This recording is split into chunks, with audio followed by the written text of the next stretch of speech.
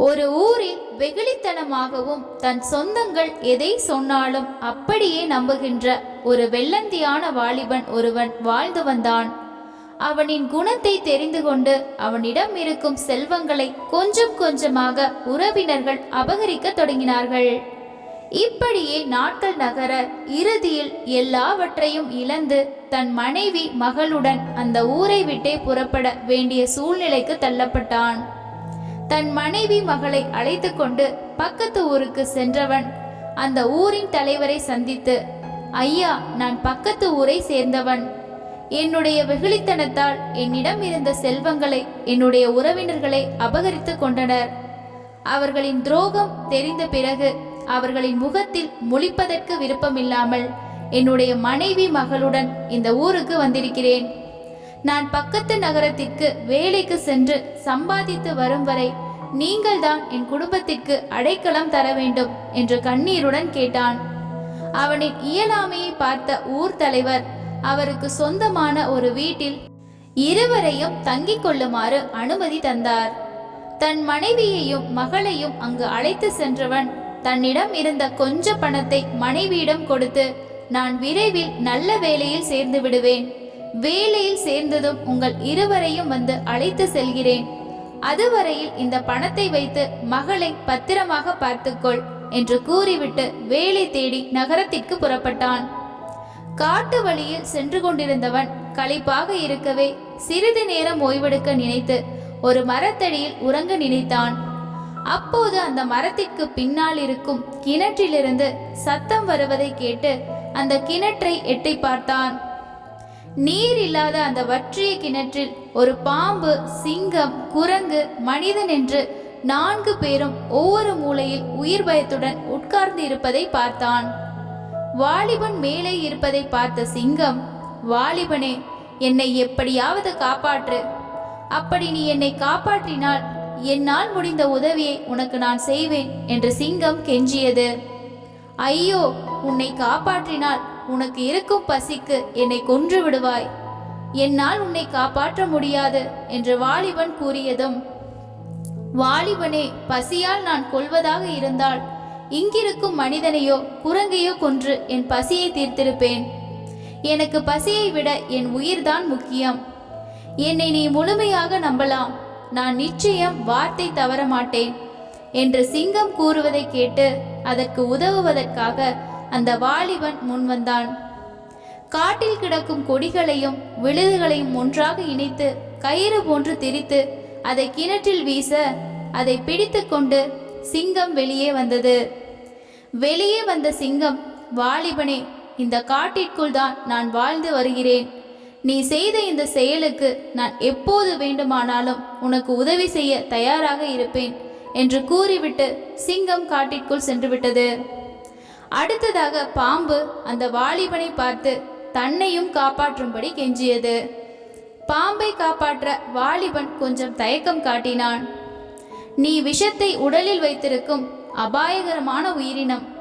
உன்னை காப்பாற்றிய பிறகு என்னை கடித்தால் என் நிலைமை என்னாகும் என்று தயங்கியபடி கூற, வாலிபனே, நீ என்னை முழுமையாக நம்பலாம். எனக்கு உதவி செய்தவர்களையும் எனக்கு தொல்லை தராதவர்களையும் ஒருபோதும் நான் கடிக்க மாட்டேன். என்னை காப்பாற்றினால் என்னால் முடிந்த உதவிகளை நிச்சயம் உனக்கு செய்வேன். அது மட்டுமல்ல, நீ உதவி வேண்டும் என்று என்னை மனதிற்குள் நினைத்தாலே போதும். நீ இருக்கும் இடத்திற்கு வரக்கூடிய சக்தி என்னிடம் இருக்கிறது என்று கூற, ஏதோ நினைத்தவனாக அதே கயிற்றால் அந்த பாம்பை காப்பாற்றினான். வெளியே வந்த பாம்பு அவனுக்கு நன்றி கூறிவிட்டு அருகில் இருந்த புதரில் மறைந்துவிட்டது. அடுத்ததாக குரங்கை பார்த்தவன் குரங்கிடம் எதையும் கேட்காமலேயே கயிற்றை வீசி அதை கெட்டியாக பிடித்து கொள்ளுமாறு கூற அந்த குரங்கை பத்திரமாக வெளியே கொண்டு வந்தான். வாலிபனே, நான் உதவி என்று கேட்காமலேயே எனக்கு உதவி செய்தாய். உனக்கு ஏதேனும் கஷ்டமான சூழ்நிலை ஏற்படும் போது நிச்சயம் என்னால் முடிந்த உதவிகளை செய்வேன் என்று கூறிவிட்டு புறப்பட தயாரானது. அப்போது கிணற்றுக்குள் இருந்த மனிதன், வாலிபனே, மாமிசம் உண்ணும் சிங்கத்தை காப்பாற்றினாய். விஷம் நிறைந்த பாம்பை காப்பாற்றினாய். என்னையும் காப்பாற்று, உனக்கு புண்ணியம் கிடைக்கும் என்று சத்தம் போட்டான். அப்போது அதை பார்த்த குரங்கு, வாலிபனே, அவனை மட்டும் காப்பாற்றாதே. கிணற்றில் இருந்த 4 நாட்களில் இவனின் வஞ்சக எண்ணத்தை நான் புரிந்து கொண்டேன் என்று எச்சரிக்க அவனும் கொஞ்சம் யோசித்தான். உடனே அந்த மனிதன், வாலிபனே, அந்த குரங்கு கூறுவதை கேட்காதே. என்னை நீ காப்பாற்றாமல் சென்றால் என் மனைவியும் மகளும் அனாதையாக நிற்பார்கள் என்று கூறியதும் அவன் எதையும் யோசிக்காமல் அந்த மனிதனை காப்பாற்றினான். வாலிபனே, என் உயிரை காப்பாற்றினாய். உனக்கு ஏதேனும் உதவிகள் தேவைப்பட்டால் என்னிடம் வா. நான் அருகில் இருக்கும் கிராமத்தில்தான் நகைக்கடையில் பொற்கொல்லனாக வேலை பார்க்கிறேன் என்று கூறிவிட்டு அந்த மனிதன் சென்று விட்டான். பின்பு அந்த காட்டில் சிறிது நேரம் ஓய்வெடுத்துவிட்டு இரவு வருவதற்குள் நகரத்தை சென்றடைந்தான். மறுநாள் காலையில் அந்த நகரத்தில் இருந்த எல்லா கடைகளிலும் வேலை ஏதாவது கிடைக்குமா என்று விசாரித்தான். இப்படியே 1 வாரமாக திரிந்தும் அவனுக்கு வேலை கிடைக்கவில்லை. உண்ண உணவு இல்லாமல் மனதில் இருந்த நம்பிக்கை குறைந்து அந்த வாலிபன் நொந்து போனான். தன் மனைவி மகளை நினைத்து மனதிற்குள் வேதனைப்பட்டான். இப்படி எதற்கும் உபயோகமற்ற நான் உயிருடன் இருப்பதை விட தற்கொலை செய்து கொள்வதே மேல் என்று முடிவு செய்தான். ஆனால் தன் மனைவி மகளை நினைத்து தான் உதவி செய்த அந்த 4 பேரிடம் கடைசியாக ஒரு முறை உதவி கேட்போம் என்று நினைத்து கொண்டு வந்த வழியே பயணத்தை தொடர்ந்தான். 1 வாரமாக சரியாக உணவு உண்ணாமல் இருந்தவன் காட்டிற்கு அருகே வந்ததும் மயக்கமடைந்து கீழே விழுந்தான். அதை பார்த்த குரங்கு அருகில் இருந்த ஒரு குளத்தில் நீரை எடுத்து வந்து அவன் முகத்தில் தெளித்து அங்கு கிடைக்கும் பழங்களை பறித்து வந்து அவன் வயிறு நிறையும் அளவிற்கு சாப்பிட கொடுத்தது. தன் உயிரை காப்பாற்றி பசியை போக்கிய இந்த குரங்கிடம் இதற்கு மேல் எந்த உதவியையும் கேட்கக்கூடாது என்று நினைத்து கொண்டே, நான் காப்பாற்றிய அந்த சிங்கம் இந்த காட்டிற்குள் எங்கு இருக்கும் என்று குரங்கிடம் கேட்டான். அதற்கு அந்த குரங்கு சிங்கம் இருக்கும் குகையை காட்டியது. தன்னை காப்பாற்றிய வாலிபன் தன்னை தேடி வந்திருப்பதை பார்த்ததும் சிங்கம் அவனை அன்போடு வரவேற்றது. பிறகு தன்னுடைய கஷ்டத்தை வாலிபன் கூறி, உன்னால் எனக்கு ஏதாவது உதவி செய்ய முடியுமா என்று கேட்டான். அந்த சிங்கம் உடனே தன் குகைக்குள் சென்று இரத்தின கற்கள் பதிக்கப்பட்ட விலை உயர்ந்த ஒரு ஆபரணத்தை அந்த வாலிபனிடம் தந்து அதை பெற்றுக்கொண்டு பயணத்தை தொடர்ந்த வாலிபன் இதை எப்படி பணமாக மாற்றுவது என்று நினைக்கும் போது தான் காப்பாற்றிய பொற்கொல்லன் நினைவிற்கு வந்தான். அந்த பொற்கொல்லன் இருந்த கிராமத்திற்கு சென்று அவனை சந்தித்து தன்னிடம் இருந்த ஆபரணத்தை பணமாக மாற்றி கொடுக்குமாறு வாலிபன் கேட்டான். அந்த ஆபரணத்தை பார்த்ததும் இது அரசனின் மகனான இளவரசன் அணிந்திருந்த ஆபரணம் என்பதை உறுதிப்படுத்தியவன், இது உனக்கு எப்படி கிடைத்தது என்று கேட்க காட்டில் நடந்த விஷயங்களை வாலிபன் கூறினான். அப்போது அந்த பொற்கொல்லனுக்கு சில மாதங்களுக்கு முன் அரசர் அறிவித்த அறிவிப்பு ஒன்று நினைவிற்கு வந்தது. என்னுடைய மகனான இளவரசன் காட்டிற்குள் வேட்டையாட சென்று இன்னும் அரண்மனைக்கு திரும்பவில்லை. என்னுடைய சந்தேகத்தின்படி வழி தவறி சென்றிருப்பான் என்று தோன்றுகிறது. அப்படி எவராவது என் மகனை பார்த்தாலோ அல்லது என் மகன் சம்பந்தப்பட்ட ஆதாரத்துடன் வந்தாலோ தக்க சன்மானமும் அரசு பதவியும் வழங்கப்படும் என்று அரசன் அறிவித்திருந்தான்.